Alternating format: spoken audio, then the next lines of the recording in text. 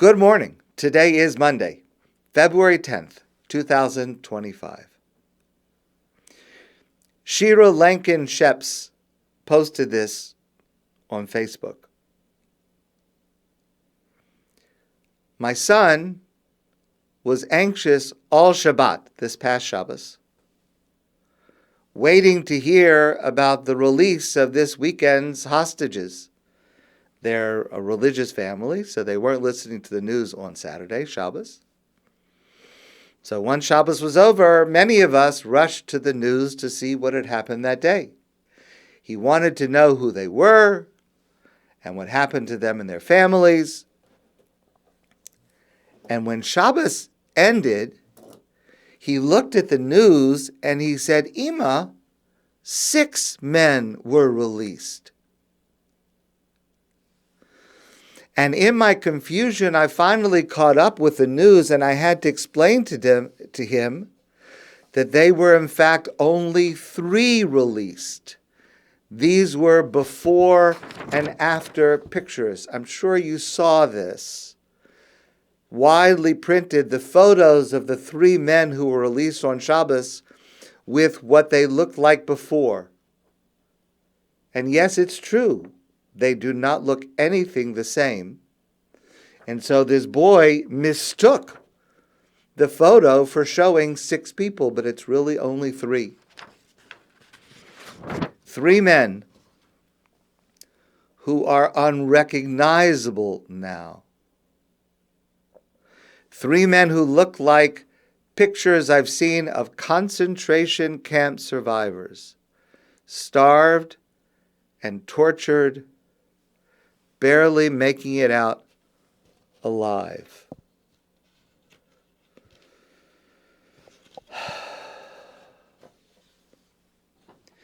This photo was also shared widely. Perhaps you saw it. It is the family of one of the 3, Ohad Ben Ami, when they saw his face on television for the first time before he was actually reunited with them, but they saw him on television, and just look at the faces of his family. Just the shock and the horror at seeing what these terrorists had done to Ohad in captivity since October 7th.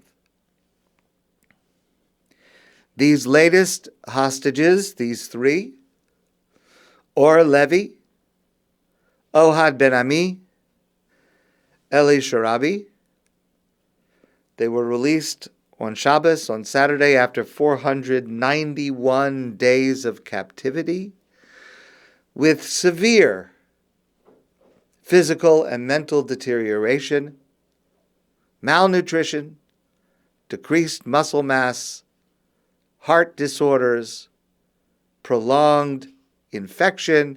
That's according to the health officials of what they released. And it was apparent to anyone who saw that they were gaunt and unsteady on their feet. And health officials warned that many injuries after prolonged exposure to harsh conditions are not immediately visible. So, just looking at them and seeing the shape that they're in, it could actually be a whole lot worse. There's a photo you might have seen of Sharon Sharabi when he was finally reunited with his family. And there was a lot of crying going on. The photo is heartbreaking. And of course, it's very emotional because, first of all, he's back alive after 491 days. He is almost unrecognizable. Some of his family members said the first time they saw the photo, the image of him on TV, they did not recognize him. So there's tremendous anguish and emotion on his condition, but also something that is just so terrible, because these relatives who are hugging him for the first time in 491 days, it's up to these relatives to tell Eli Sharabi that his wife and his 2 daughters were murdered on October 7th. For the entire time that Eli was held prisoner, he did not know what happened to them. He held out hope that they were alive. He was looking forward to being able to see them. And in a particularly cruel, inhuman step, there are reports that the Hamas terrorists told him during the so-called release ceremony, they told him that he was going to leave Gaza and go home to his family, and he would see his wife and his daughters. So that when he did finally leave Gaza and encountered first the Red Cross and then the IDF, of course, the first question he asked is, how is my wife and my 2 daughters? And the IDF had been instructed under no circumstances were they to say anything about that. And one could only imagine the difficulty of that, of Israeli soldiers finally getting this person back and not being able to give this news which they knew. And he only found out, and just the psychological torture of toying with him to let him think that his family was alive, only to get back, on the part of Hamas, only to get back and to learn the terrible truth that his family had to reveal to him. Just the level of cruelty is it seems to have no bottom, because we seem to be learning that it goes deeper and deeper among these terrible people. Okay. But we also learned this past Shabbos some really incredible things, some scenes of strength, of resilience, of nobility, of morality, that again, just, it warms the heart to the extent that seeing these gentlemen hurts us so much, but at the same time. So let's go back to October 7, 2023, and let's review the story of Aner Shapira. You may remember this. On October 7, 2023, Aner Shapira went to the Nova Music Festival in Reim with his friend, Hirsch Goldberg Poland. They were best friends. And when the terrorists attacked, he and his friends ran into a public missile shelter. Of course, you remember, what Israel was worried about at that time was missiles. So they had missile shelters all around that were open to the public that did not have doors, because there wasn't any fear when they built them of somebody walking in and out. They wanted people to be able to walk in and out, but they would protect from missiles. This was at about 7:55 a.m. on that Shabbos morning. And in this shelter, there were about 24 people hiding from the terrorists. Anar, who was also a soldier in the IDF, and by the way, his commander had called him to come to fight, but by that time he was already under fire and hiding from terrorists who were about to kill him. So Aner stood near the exit of this shelter with everybody else behind him hiding, and he told them that if the shelter is attacked by terrorists and they try to throw grenades inside, he will throw the grenades back. to save them. And for quite a while, Hamas terrorists shot bullets and fired RPG grenades and threw handheld grenades in. And 7 times, Anar Shapiro was able to pick up the grenade and throw it back outside. But the 8th grenade exploded in his hand, and he was killed. Because of his bravery and because of his sacrifice, he sacrificed his life to save those people behind him. At least 7 people who were hiding in the shelter ultimately survived the attack.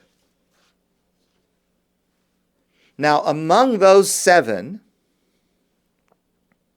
there were 4 hostages.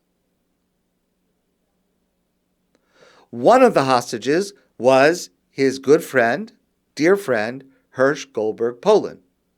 We know that Hirsch survived hundreds of days of captivity in Gaza and was murdered by Hamas in the summer.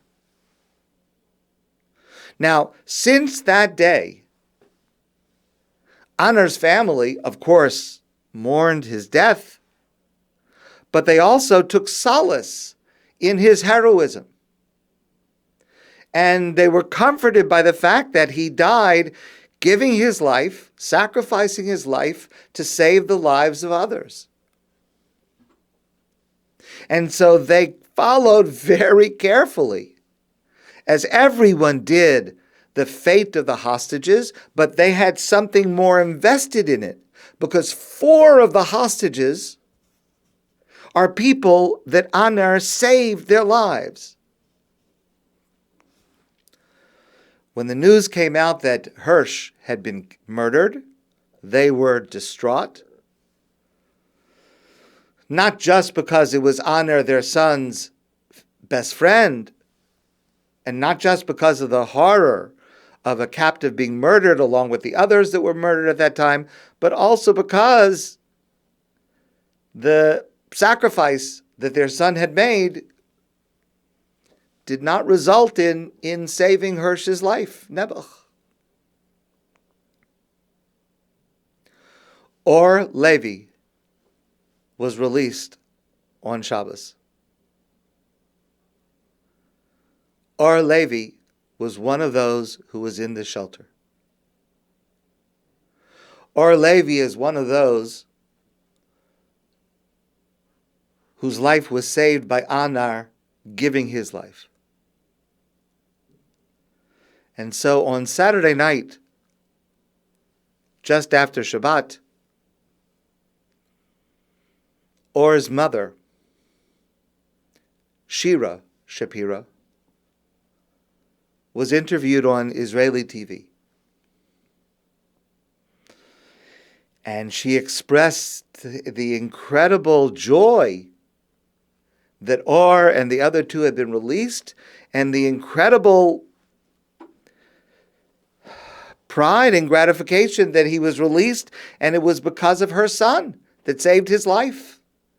And she was so rejoicing, as if it had been her own son. Of course, Nebuch, her son, was killed, but here's someone who was, his life was saved because of her son's sacrifice, and she was so overjoyed, and she thanked everyone who had participated, the government, the army, everybody that had participated.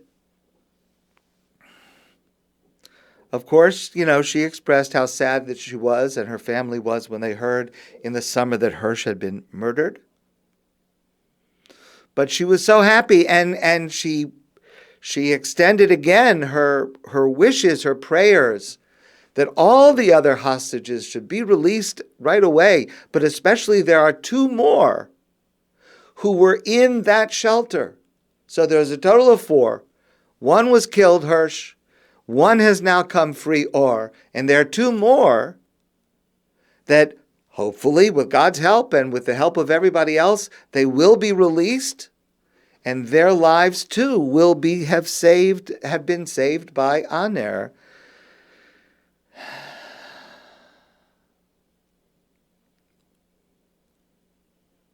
She was interviewed on Israeli TV by 3 news anchors as she told this story.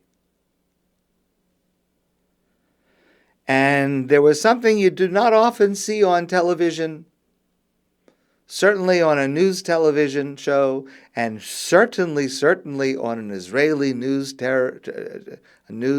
program. All 3 of the newscasters had tears in their eyes and were not able to speak immediately because of their emotions. And then one of the newscasters, Danny Kushmaro, he said, first, I need a moment to gather my emotions. And then he said these words. He said, it's simply shocking. But what a privilege it is to be part of this people. What a privilege it is to be part of this people. To see actions of sacrifice, to see the families understand and take such joy, along with their own sadness and loss, but such joy that because of their son, someone else is alive and is able to come back to their family. One last story for today. You may remember we discussed this earlier. I don't remember if we discussed it this year, the year before. But there's a famous narrative in the book of Bereshit, in Genesis. You remember, of course, the story of Yosef and his brothers. And Yosef was separated from his father for 17 years. And meanwhile, Yosef becomes second in command of Egypt. And finally, Yosef reveals himself to his brothers. And he tells them, go and bring our father here, because here there was food, and in Israel there was a famine, so I'll be able to take care of you. And then finally, after many, many years of separation, and Yaakov had thought that Yosef was dead, Yosef didn't know what to think about his father, and finally there is this scene where Yaakov and Yosef are reunited. What an emotional scene. And remember what Yosef had been through, being sold by his brothers, slavery, prison.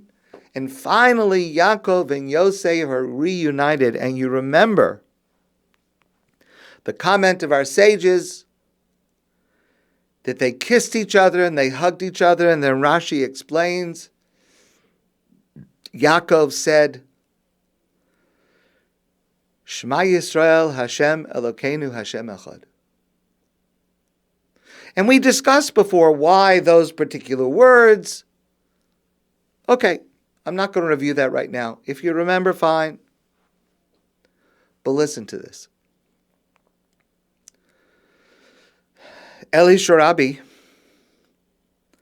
who was released and returned home on Saturday on Shabbos, he has a brother named Sharon. His brother Sharon had been, again, as the families of all of these hostages, very, very outspoken, speaking on behalf of saving the hostages, returning the hostages, making whatever deal is necessary for the hostages. And 491 days he had not seen his brother. They were very, very close. They are very, very close. When Sharon saw that his brother was released, and then they had to travel by helicopter to be reunited with the family, Sharon prepared himself to see his beloved brother after 491 days. And there's a photo of this that was publicized, perhaps you saw it. Sharon put on a talis. He greeted his brother Eli, after 491 days, they embraced and they cried. And then Sharon said these words, Shema Yisrael, Hashem Elokeinu, Hashem Echad. Sharon recited the prayer affirming his belief in God and God's control over what happens in the world. What an inspiring sight. What an inspiring people. What a privilege to be part of this people. May Hashem protect the rest of the hostages and cause that they be released soon and brought back to their families. My friends, I wish you a good day, and I look forward to seeing you soon in person.